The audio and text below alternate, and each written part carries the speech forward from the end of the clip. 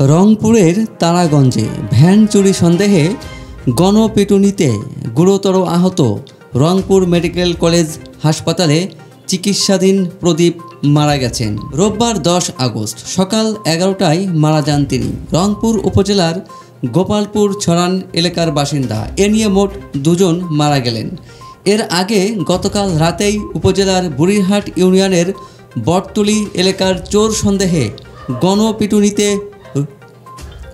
রূপলাল দাস মারা যান। তিনি উপজেলার কুরসা ইউনিয়নের ঘনিরামপুর এলাকার বাসিন্দা খগেনের ছেলে। এর আগে গতকাল রাতেই তারাগঞ্জ থানার officer in charge OC M A. Faruk এ তথ্য নিশ্চিত করেছেন। তিনি জানান, নিহত রূপলাল ও প্রদীপ দাস সম্পর্কে ভাগ্নি জামাই শ্বশুর ছিলেন। রূপলাল দাস জুতা সেলাইয়ের কাজ করতেন এবং প্রদীপ দাস ভ্যান চালাতেন।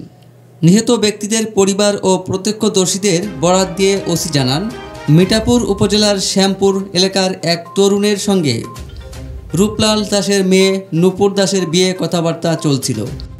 বিয়ের দিন তারিখ ঠিক করার জন্য আত্মীয় রূপলাল দাসের বাড়ির উদ্দেশ্যে রওনা হন প্রদীপ দাস, কিন্তু গ্রামের ভেতর দিয়ে রাস্তা না চেনায় প্রদীপ দাস রূপলালকে ফোন করলে সেখান থেকে তারা দুজনে ভ্যানে চড়ে রূপলালের বাড়ি ঘনিরামপুর গ্রামের দিকে রওনা হন। পরে তারা তারাগঞ্জ কাজিরহাট সড়কের বটতলা এলাকায় পৌঁছালে ভ্যান চোর সন্দেহে তাদের দুজনকে থামান স্থানীয় কয়েকজন।